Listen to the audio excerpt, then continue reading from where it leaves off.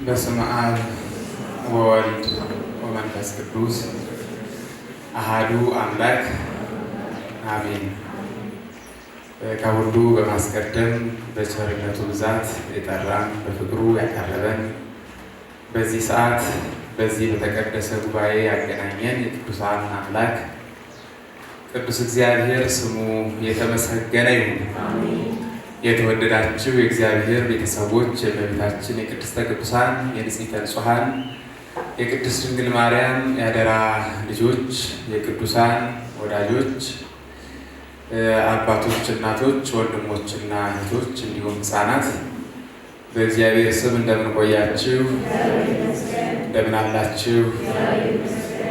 አሜን። በቸርነቱ ብዛት እስከዚህ ሰዓት የጠበቀን በዚህ ሰዓት ተገናኝተን በቃሉ እንድንማማር በዝማሬም እንድናመሰግነው የፈቀደልን ለዚህ የሰበሰበን የጠራን የቅዱሳን አምላክ ቅዱስ እግዚአብሔር በድጋሚ ስሙ የተመሰገነ ይሁን።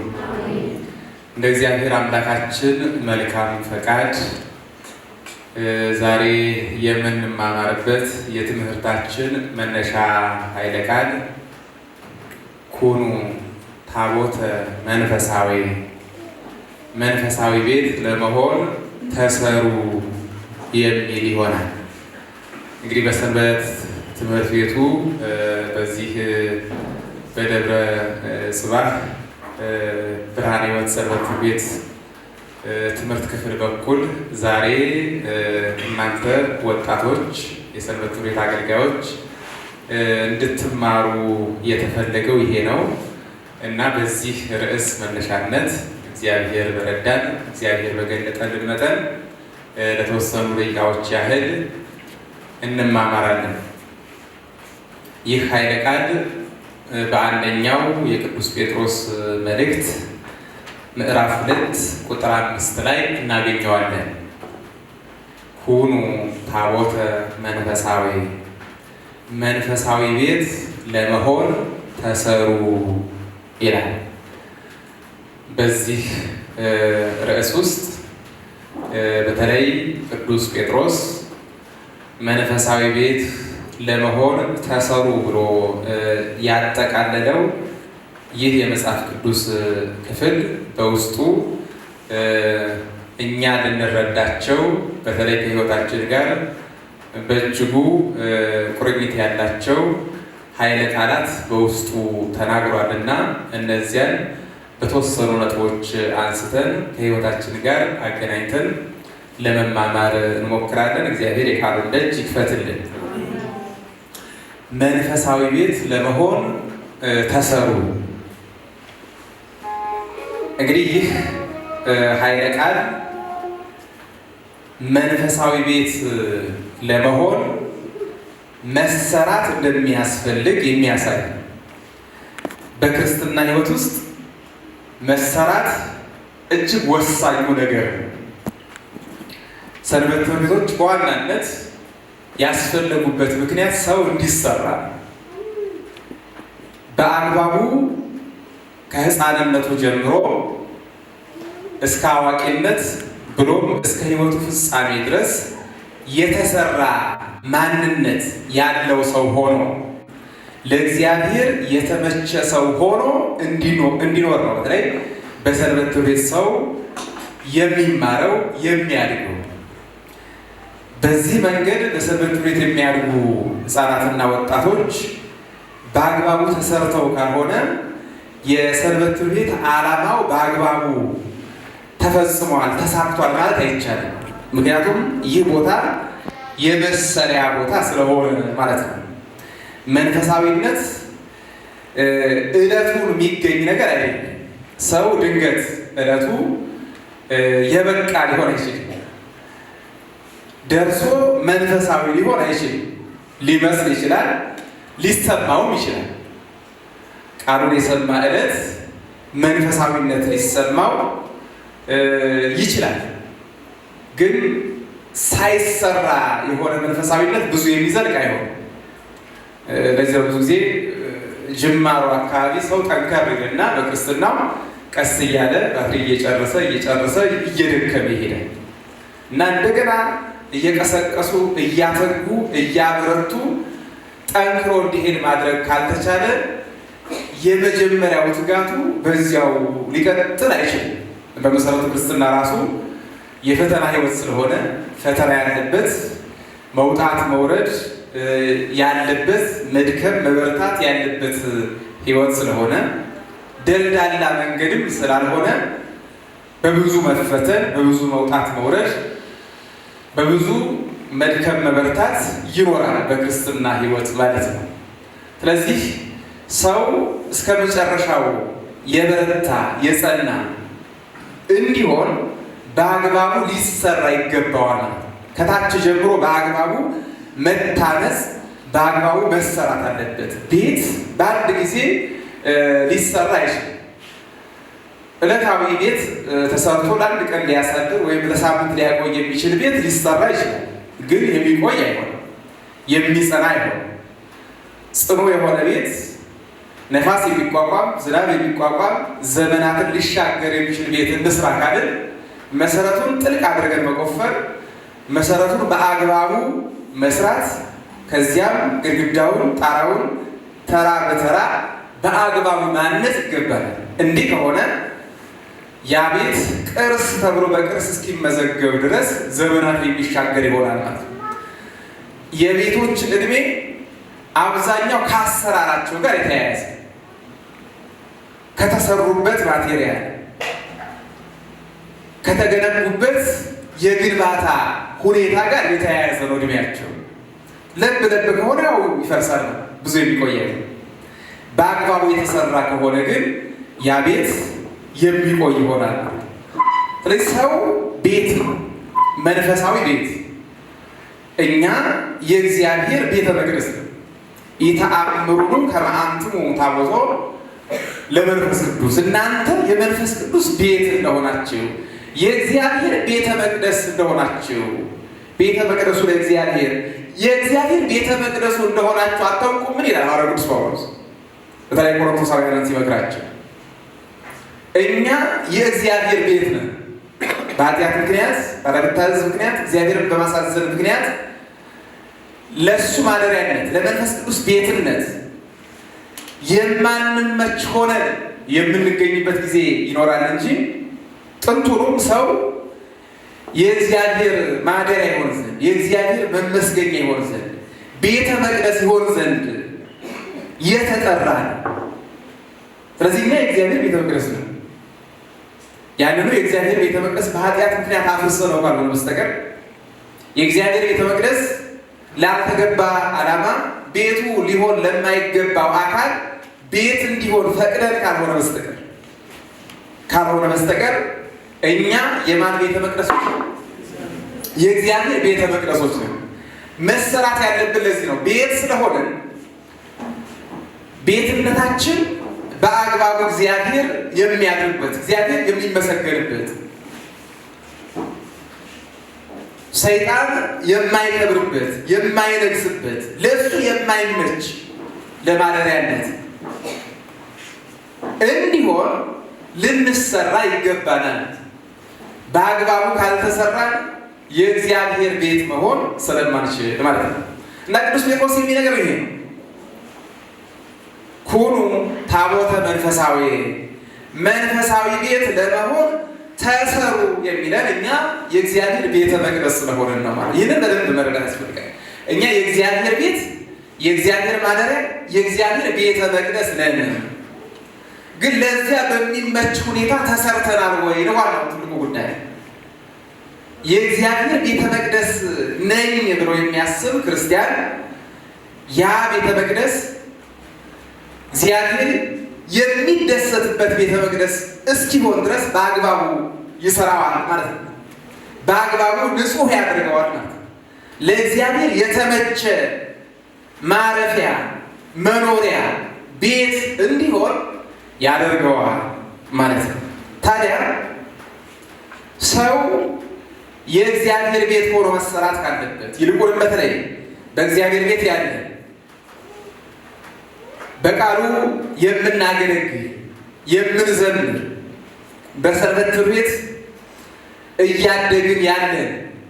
ወጣቶች መንፈሳዊ ቤት ሆነን መሰራት ግዴታችን ነው። ምክንያቱም ለዚሁ ስለሆነ የመጣ ነው ለመሰራት፣ እሺም ለመታየት አይደለም የመጣ ነው።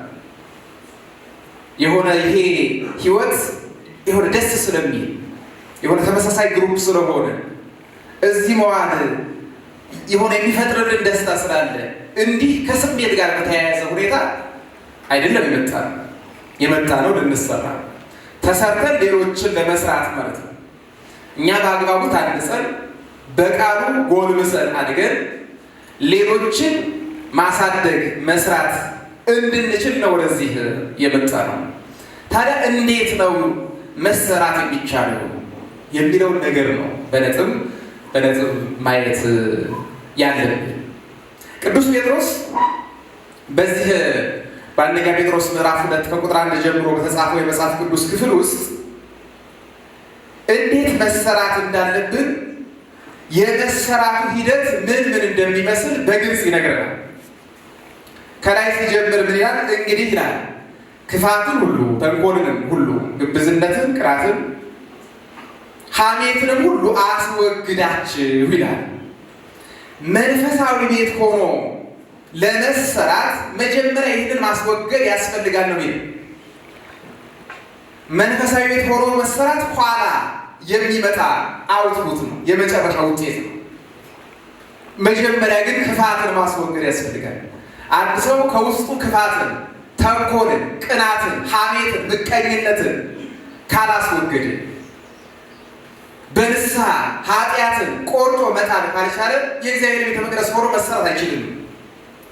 የእግዚአብሔር ቤት ሆነን መሰራት የምንፈልግ ከሆነ መጀመሪያ ከኛ ክፋት መውጣት አለብን። ምክንያቱም ቅዱሱ ከርኩሱ ጋር አብሮ መኖር ስለማይችል የእግዚአብሔር ቤተ መቅደስ የጣዖት ቤት መሆን አይችልም። የአጋንንት ማደሪያ መሆን አይችልም። ምክንያቱም የእግዚአብሔር ስለሆነ እኛ ጋር ቦታ የያዘ በእኛ ሕይወት ውስጥ ስፍራ ያለው እግዚአብሔር የማይወደው ነገር ካለ እሱ መውጣት አለበት ነው። ያ ሳይወጣ በሌለ ቦታ ተሰሩ ማለት አይቻልም። በሌለ ቦታ እግዚአብሔር ይደርበት ማለት አይቻልም። በሌለ ቦታ እኛ የእግዚአብሔር ማደሪያ ነን ማለት አይቻልም። ምክንያቱም የለማ ቦታ እኛ ጋር ያለው ቦታ ምን ስለያዘ? ክፋት ስለያዘ፣ ዘረኝነት ስለያዘ፣ ምቀኝነት ስለያዘ፣ አድመኝነት ስለያዘ፣ ቅናት ስለያዘ፣ ሐሜት ስለያዘ፣ ይሄ ባለበት ሁኔታ የእግዚአብሔር ቤተ መቅደስ መሆን አንችልም። ይሄ መውጣት አለበት። ስፍራ የለማ፣ ለሱ ቦታ የለውም ማለት ነው። አያችሁ፣ ለእግዚአብሔር ቦታ የሚወስንለት አምላክ ነው እያልኳቸው አይደለም። እየተረዳችሁ ነው። ግን በእኛ ሕይወት ውስጥ እግዚአብሔር ቦታ የሚኖረው ማለት እኛ የእግዚአብሔር ማደሪያ መሆን የምንችለው የእግዚአብሔር ቤተ መቅደስ መሆን የምንችለው ከእኛ ውስጥ ክፋትን ስናስወግድ ነው። ቅዱስ ጴጥሮስ የነገረን እንግዲህ ክፋትን፣ ተንኮልን፣ ምቀኝነትን፣ ቅናትን አስወግዳችኋል። ይህንን ሳታስወግዱ የእግዚአብሔር ቤተ መቅደስ መሆን አትችሉም ነው የሚለው። የእግዚአብሔር ቤት ሆናችሁ የእግዚአብሔር ቤተ መቅደስ ሆናችሁ መሰራት አትችሉም ነው እያለን ያለ ነው።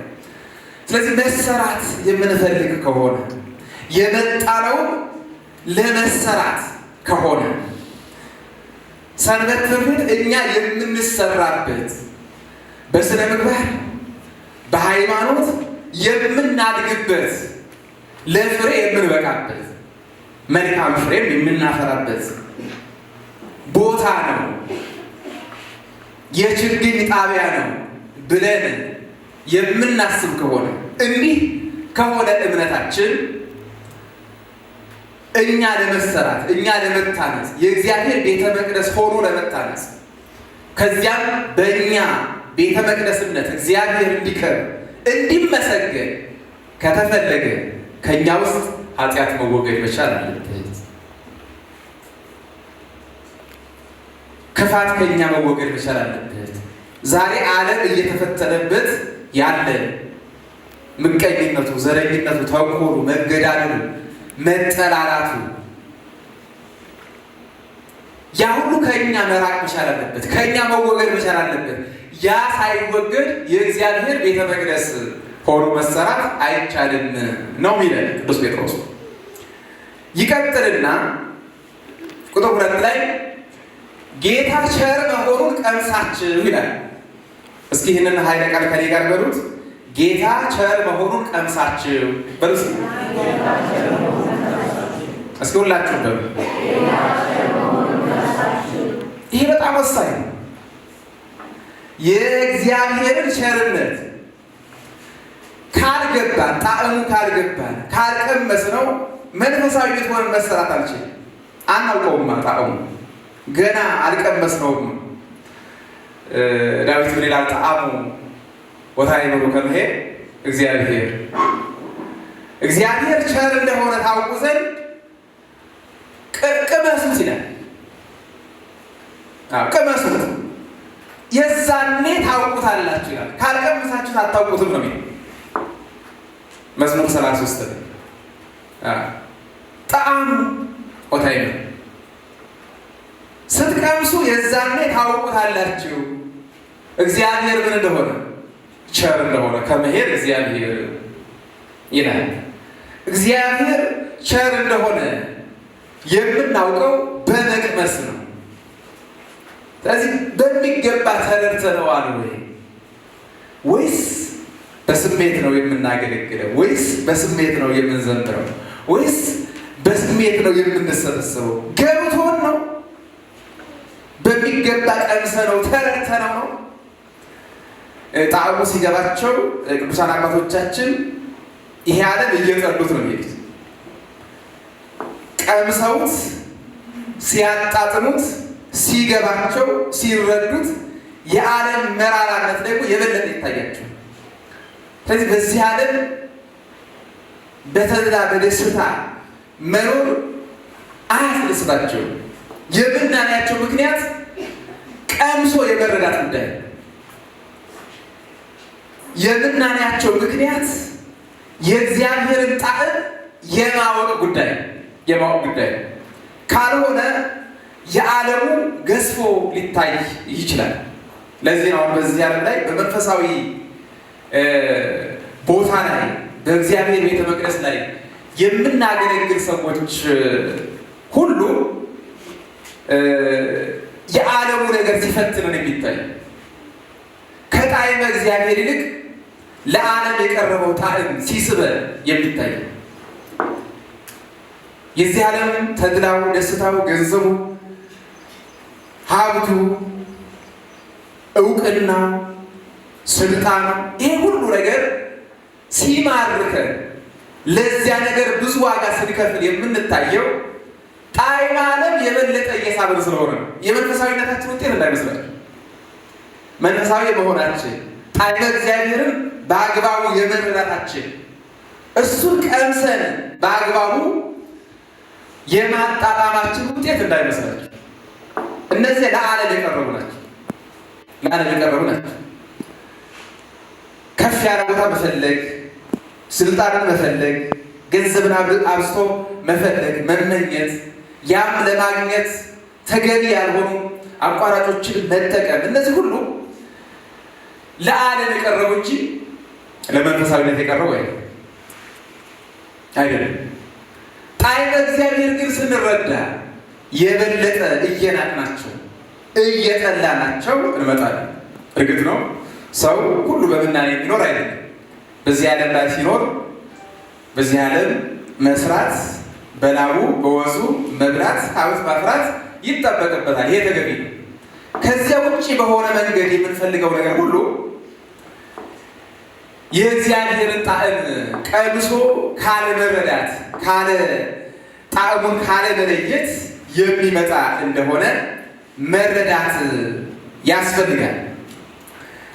ሐዋርያው ቅዱስ ጳውሎስ በተለይ በገላትያ መልእክቱ ላይ በምዕራፍ 4 ቁጥር 19 ላይ የገላትያ ሰዎች ስለ ክርስቶስ ይነገራቸዋል፣ ይሰበካሉ፣ ግን ፍቅሩ በእነሱ ላይ ሊሳል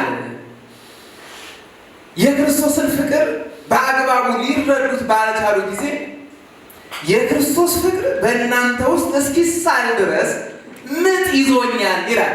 ተመልከቱ፣ ምጥ ይዞኛል ምክንያቱም ሊሳል አልቻለም። የክርስቶስ ፍቅር ያ የተወጋላችሁ፣ ያ የተገረፈላችሁ፣ ያ መራራ ሐሞት የጠጣላችሁ፣ ያ ርኩስ ምራቅ የአይሁድ ምራቅ የተቀበለላችሁ፣ እርቃኑ የተሰቀለላችሁ፣ ደሙን ያፈሰሰላችሁ፣ በደሙ የቀደሳችሁ ክርስቶስን አልተረዳችሁትም። ፍቅሩ በልባችሁ አልተሳለም ይላቸዋል ሲወቅሳቸው። እኔ የምትያዘኝ ይሄ ፍቅር በእናንተ ውስጥ እንዲሳል ነው። አልተሳለም ገና። ቢሳልባችሁ ብትረዱት ኖሮ ትለወጣላችሁ። ዓለሙ አይማረካችሁም። ፍቅረ ጣዖቱ አይስባችሁም። አስቀድሞ ባላመናችሁ ጊዜ፣ ክርስቲያኖች ባልነበራችሁ ጊዜ የለመዳችሁት ልማድ አያሸንፋችሁም ነበር። የክርስቶስ ፍቅር በእናንተ ስላልተሳለ ይላቸዋል ቅዱስ ጳውሎስ። በክርስቲያኖች ልብ ውስጥ መሳል ያለበት ይሄ ነው። መቅመስ ማለት ይሄ ነው። ገብቶናል ወይ በደንብ በእውቀት ደረጃ እናውቀዋለን። ደካማ በላይ በሰንበት ትምህርት ቤት ያደግን የሰንበት ትምህርት ኮርሶችን በአግባቡ የተማር በእውቀት ደረጃ ክርስቶስ ወደዚህ ዓለም መምጣቱ ስለኛ ሞቶ በሞቱ ሞታችንን ማስወገዱ በደሙ የዓለምን ኃጢአት ማስወገዱ ታውቁታላችሁ። ያም ዓለም የዳነበት እድን ዛሬ ስንበላው ስንጠጣው የዘላለም ሕይወት እንደምናገኝ እንደምንወርስ በእውቀት ደረጃ ሁላችንም እናውቀዋለን። ግን ምን ያህል ተረድተነዋል? ስንረዳው እኮ ወደ ንስሐ እንመለሳለን። ሕይወታችን በቅዱስ ሥጋውና በክቡር ደሙ የታተመ ይሆናል። ቅዱስ ሥጋውና ክቡር ደሙ ለመቀበል የጋብቻ ጊዜያችንን አንጠብቅም። ምክንያቱም በልባችን ስለተሳለ ፍቅሩ የተደረገልንን ነገር በደንብ ስለሚገባል። በቀራንዮ የፈሰሰው ደም መድኃኒታችን እንደሆነ ስለምናውቅ በሽተኞች ሆነን መኖርን አንፈልግም። ታማሚዎች ሆነን መዝለቅ አንፈልግም። ከሕፃናት እስከ አዋቂ፣ ወጣቱ፣ ሽማግሌው ንስሐ ይገባል። ቅዱስ ሥጋው ክቡር ደሙ ይቀበላል። ይህንን መድኃኒት እያለው ታማሚ ሆኖ አይዘልቅም። መድኃኒት እያለ ባይሆን ልክ ነው። ግን መድኃኒት እያለ ግን ልታመም እንደታመምኩ ልኖር አይደለም። ካልገባው ግን እንደዛ እየተናገረው ግን የማያደርገው የማይኖረው እያወቀው በእውቀት ደረጃ ያውቀዋል፣ በሕይወት ደረጃ ግን አይኖረውም። ስለዚህ መንፈሳዊ ቤት ሆኖ ለመሰራት አንዱ የሚያስፈልገው ነገር የእግዚአብሔርን ቸርነት መቅመስ ነው። የጌታን ቸርነት መቅመስ ነው። ጌታ ምን ያህል ቸር ነው! ምን ያህል ቸር ቢሆን ነው የሞተልን! ስለ ወዳጁ የሚሞት ሰው በጭንቅ ይገኛል ይላል መጽሐፍ ቅዱስ። ስለ ወዳጅ በጣም ስለሚወደው ሰው ቢኖርለት ስለሚመርጠው ሰው በፍጹም ሊያጣው ስለማይፈልገው ሰው የሚሞት ሰው በጭንቅ ነው የሚገኘው። በጣም የምትወዱት ሰው ቢኖር የምትመጡት ሰው ፈጽሞ ልታጡት የማትፈልጉት ሰው እሺ ሙቱለት እሱ ይኖር ቢባል በጣም ይከብዳል። ያ ሰው እንዲሞት አትፈልጉ፣ ግን እንድትሞቱለት ግን አትፈልጉ። ይሄ ሰው ጠባይ በጭንቅ ነው የሚገኘው ይለናል። ስለ ወዳጅ ጌታችን አምላካችን መድኃኒታችን ኢየሱስ ክርስቶስ የሞተው ግን ስለ ጠላቶቹ ነው። እኛ ጠላቶቹ ሆነን ሳለ ነው አይደል? ሐዋርያው ጳውሎስ ወሶበ እንዘ ጸሩ ንሕነ፣ እኛ ጠላቶቹ ሆነን ሳለ ተሳሃለን በሞተ ወልዱ፣ በልጁ ሞት ይቅር አለን ነው የሚለው። ጠላቶቹ ሆነን ሳለ ማን ነው ስለ ጠላቱ የሚሞተው? ከክርስቶስ ውጭ ስለ ጠላቱ ወዶ ፈቅዶ የሚሞት የለም፣ የሞተም የለም በታሪክ። እሱ ግን ስለ ጠላቶቹ በድለነው ሳለ አሳዝነነው ሳለ ስላሳዘንነው ስለኛ ስለበደልነው ስለኛ ሞቶልናል። ይህንን ቸርነት ነው መቅመስ የሚገባው። ይህንን ቸርነት ነው ማወቅ የሚገባው። ቸርነቱን በአግባቡ ካልተረዳ ነው ካልቀመስ ነው መሰራት አንችልም። እዚህ መሰራትን የምንፈልግ ከሆነ ለመሰራት መሰረታዊ ነገር ቤት ለመስራት የሚፈልግ ሰው መጀመሪያ ለቤት የሚያስፈልገውን ማቴሪያል ለይቶ ማወቅ አለ። ለዚያ የሚያስፈልገው ሲሚንቶ፣ ለዚያ የሚያስፈልገው ጠጠር፣ ለዚያ የሚያስፈልገውን ብረት መለየት መቻል አለ። ተሰሩ ስለተባለ መሰራት አይቻልም። ለመሰራት ክፋትን ማስወገድ እንደሚገባ መረዳት፣ ለመሰራት የእግዚአብሔርን ቸርነት መቅመስ መረዳት እንደሚገባ ማወቅ ያስፈልጋል። ካልተረዳ ነው ሁሌ ተሰሩ ብንባል ልንሰራ አንችልም። በጆሮአችን ይፈሳል እንጂ ሳንሰራ ሁሌ እንደሰማ ነው እኖራለን። በዚህ ርዕስ በተለይ በሰንበት ትምህርት ቤት ደረጃ መቼም ብዙ ጊዜ ተሰብኳል። ይሄ አዲስ አይደለም፣ አዲስ ርዕስ አይደለም፣ ሁሌ የሚነገር ቃል። ለምንድን ነው ዛሬ ደግመን በዚህ ርዕስ የምንሰብከው ከተባለ ስላልተሰራ ነው። እውነታው ይሄ መሰራት ያስፈልጋል። ይሄ የምንሰራበት ቦታ ስለሆነ ለዚህም ቸርነቱን መቅመስ መረዳት ያስፈልጋል። አንዳንድ ጊዜ ቸርነቱን የማይረዳ በቤቱ እየኖረ እንኳን እግዚአብሔር አክብሮት ትልቅ ስልጣን ሰጥቶት ያንን የማይረዳ እስኪ ተመልከቱ። ይሁዳ ተመልከቱ። የተጠራበት ዓላማ ተመልከቱ። ለሐዋርያነት የተጠራ ከክርስቶስ እግር ስር ሳይለይ ለ3 ዓመት ከ3 ወር ያህል እየተማረ የቆየ እየተማረ ያው ከራሱ ከባለቤቱ ከክርስቶስ ሲማር ይኖራል። ግን አልተለወጠም። አይደል? ለ3 ዓመት እኮ ኖሯል። ምስጢር ተከፍሎበት አይደል? ያልተማረው ነገር ኖሮ አይደል? ያላወቀው ነገር ኖሮ አይደል? ግን የገንዘብ ፍቅር ከክርስቶስ ላይ ለገንዘብ ያለው ቦታ ለገንዘብ ያለው ፍቅር ለክርስቶስ ካለው ፍቅር ይበልጥ ነበርና ለየው ከክርስቶስ። ስለዚህ መቀጠል አልቻለም። 11 ሲዘልቁ ከክርስቶስ ጋር አንዱ ተለየ። ለምን? ስላልተማረ ስላላወቀ። እንደዛ እንዳልሆን ነው መስጋት ያለብን ክርስቲያኖች። በተለይ በሰንበት ትምህርት የምናገለግል ከፍ ስንል ወደ መቅደሱ ገብተን በክህነት አገልግሎት የምናገለግል ሁላችን እኔን ጨምሮ ነው ብላችሁ መፍራት ያለብን እንደዚህ ነው። ይሁዳ ሐዋርያ ነው። ከ12 አንዱ ተደርጎ የተጠራ ነው። ግን ተለይቶ እየተማረ ቆይቷል። ግን ቸርነቱ አልቀመሰም፣ አልነካውም። አያት ቢነገረው ግን ቃል እግዚአብሔር የማይዘልቀው ሰው አለ። ይሰማዋል እንጂ ሕይወት የማያደርገው አለ። እንደዚያ ሊሆን አይገባል። በተለይ ከመለማመድ የሚመጣ ዕለት ዕለት ቃሉን ከመስማት ከመለማመድ የሚመጣ ድፍረት፣ አለመለወጥ፣ ዝም ብሎ ባሉበት መኖር፣ እንደዚህ አይነት ሕይወት አለ። ይሄ ከሆነ ከባድ ነው የሚሆነው። ልክ ለትልቅ አገልግሎት ተጠርቶ እንደቀረው ይሁዳ እንሆናለን ማለት ነው። መቼም ወደ ሰንበት ትምህርት ለትልቅ ዓላማ ለትልቅ አገልግሎት እግዚአብሔር ጠርቶ ነው የምንማረው። ቃል እግዚአብሔር ለሕይወት ካልሆነ ለማገልገል ካልሆነ በስተቀር አገልግሎታችን ለሌሎች ብርሃን እንዲሆን ካልሆነ በስተቀር በራሳችን በግል ሕይወታችን የማንለወጥ የንስሐ ሕይወት የሌለ በቅዱስ ቁርባን የማንመላለስ ፍቅር የሌለ